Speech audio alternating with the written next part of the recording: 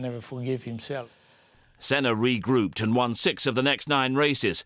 But even when his teammate had the advantage, as in the Portuguese Grand Prix at Estoril, Senna was dangerously reluctant to concede anything and came close to putting his teammate into the pit wall.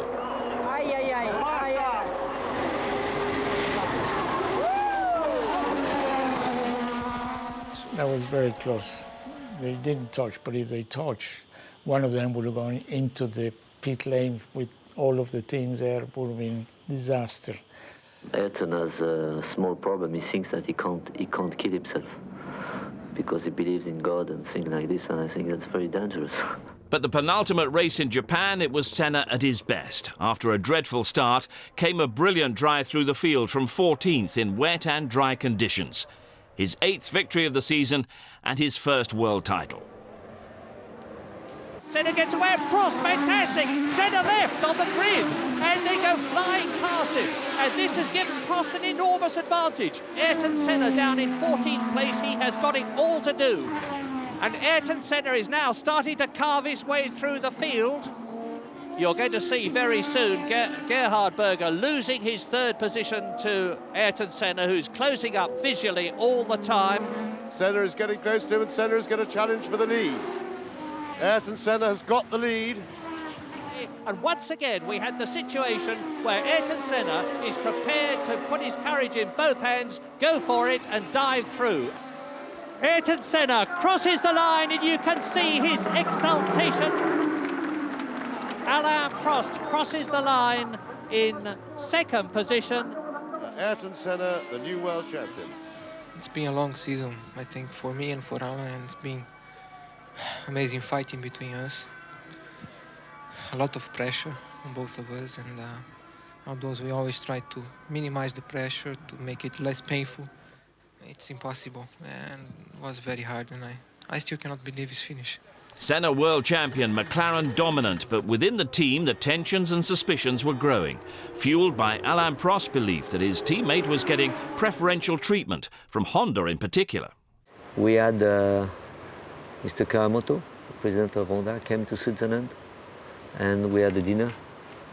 And I had a very, very strange discussion because I said, you know, I feel that Honda is really going in favor of Ayrton. And he said to me, yes, I know.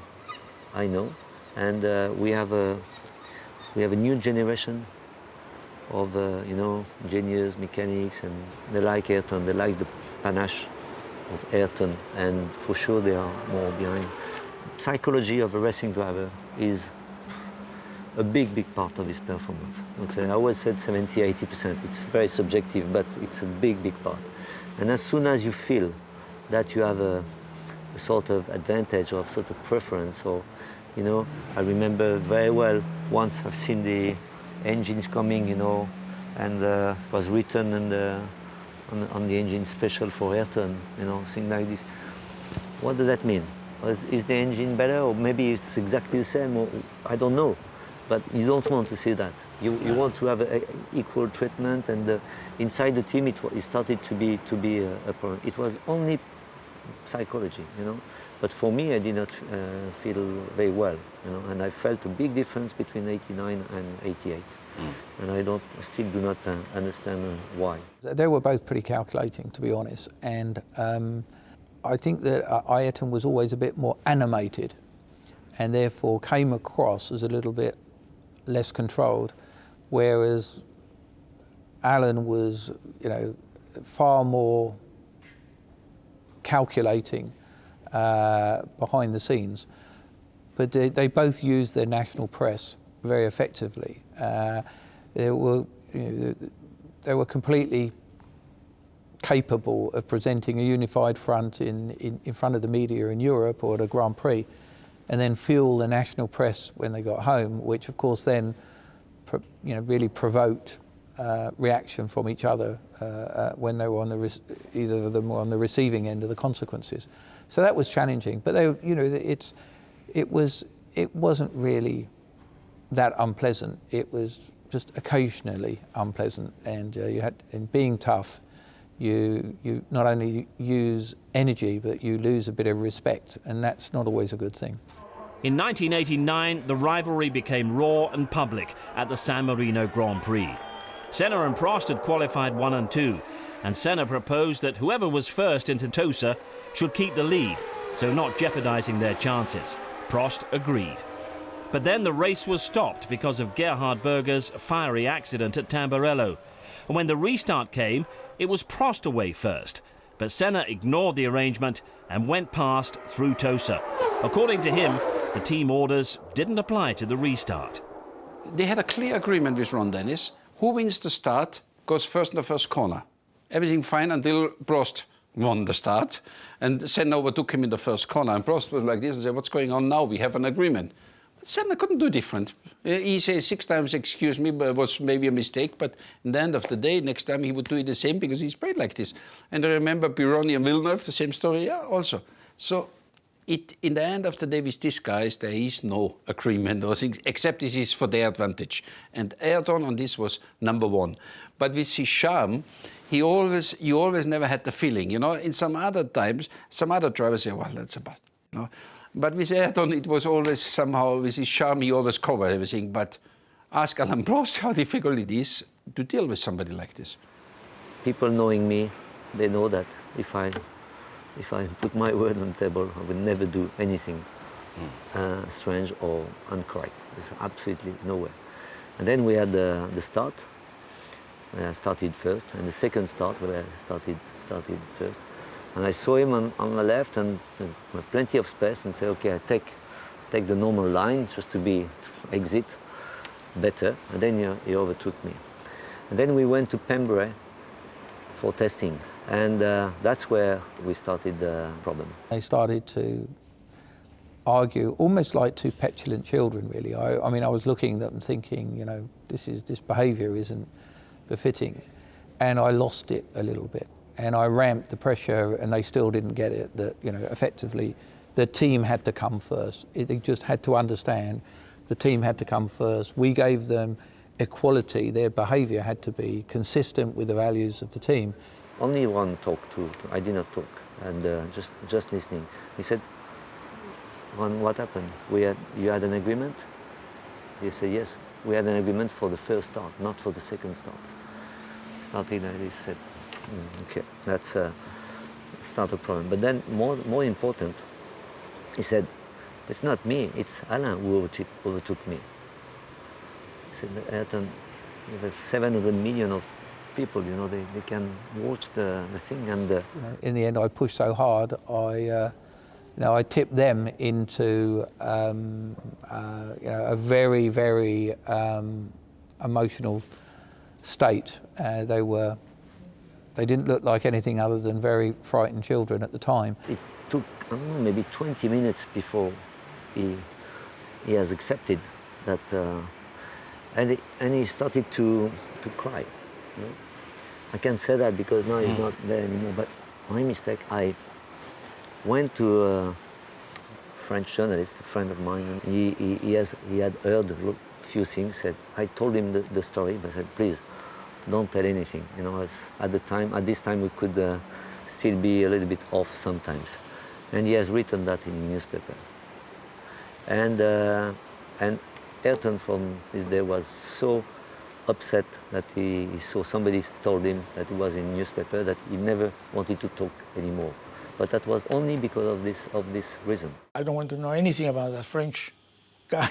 He has called me things in the press that I don't deserve it, and he should call them in my face, but he doesn't. He calls them in the press. You know, he was, yes, very. No, it was very difficult. I think the consequences were, again, they reached for their respective national press. It fueled it. I mean, it was smouldering after the race, but I had it in control, and then it got really fueled. And so, in the worst of atmospheres, the 1989 season continued. 2 weeks after Imola, Senna was at his brilliant best on the streets of Monaco and followed it up with victory in Mexico. But back came Prost, and by the time he won the Italian Grand Prix at Monza, with Senna crashing out to the delight of the tifosi, Prost had already announced he was no longer committed to McLaren and would be a Ferrari driver in 1990. In the next race at Estoril, Senna's controversial collision with the already black-flagged Nigel Mansell produced a non-finish and a body blow to his title hopes. At Suzuka, the penultimate race of the season, Senna had to win to keep his hopes alive. Prost, 16 points ahead, said he would not be opening the door if his teammate came to overtake. Has he got something up his sleeve, or will he try? It looks to me as if he has no obvious answer. Will he try something desperate? He's shown himself capable of doing that. Out of the 26 who started, and if Prost comes up to any of them, this is the opportunity that Senna's looking for, and he's going through. Ouch! Oh my goodness, this is fantastic. They meet. This is what we were fearing might happen during the race. And that means to say that Prost has won the World Championship. Alain Prost, world champion of 1989. I remember being sitting in the lunch at the airport the next day, and I said to Alain, you did the two biggest mistakes of your life. I said, why? He said, well, first of all, why did you go off the car? When, you know, they both shunted, and if they push both, Ayrton have to come and change the nose because the nose was destroyed, but your car was perfect. Oh no, it was a big bang. It was a big bang, and the right wheel was like that. Yes, but the left wheel was also like that. He just he laughed, but in fact, his car had nothing. You know, he could stay in the car. They push both the drivers. They do the same thing. They probably didn't penalize anyone. But instead, it was war with the FIA. How much contact did you have with Ayrton during the closed season then, and how busy did it become? Well, quite a lot, because, you know, for everything that was said, and there was fines flowing to Ayrton, and he refused to come back, and he was going to drive in Indianapolis, and all these stories came up. So we were, well, Ronnie must have been talking to him almost daily. 1990, Prost at Ferrari, Senna at McLaren, now enjoying the company of a relaxed and supportive teammate in Gerhard Berger. For Senna, his victory at Monza with Prost second was his 6th of the season and brought him back to Suzuka with the championship advantage over his former teammate. Now, a non-finish for Prost would make Senna champion, and after the events of the previous season, the Brazilian was determined to finish it in ruthless fashion. The grid is clear, the lights go, and Senna sprints away, but Alain Prost takes the lead. It's happened. Alain Prost has taken the advantage. Senna is trying to go through on the inside, and it's happened immediately. This is amazing. Senna goes off at the first corner, but what has happened to Prost? He has gone off too. Well, that is amazing, but I fear absolutely predictable. Yes, and that makes Ayrton Senna world champion this year. So Ayrton Senna now with Prost not finishing the race quite clearly. He's out of his car, stuck in the gravel pit. That, I'm afraid to say, is the end of this year's Drivers' World Championship in favour of Ayrton Senna. There's Prost running back, but it's all over for him.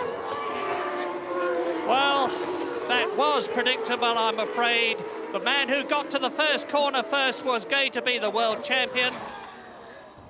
I watched on the television cameras. They were obviously seeing Ayrton was walking back, and I was furious because, for many reasons.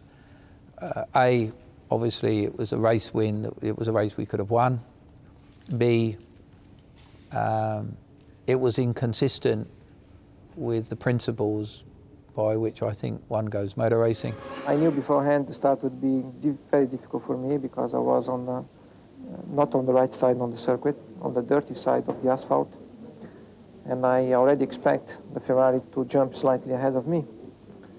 And it all happened exactly as I predict. And then I just follow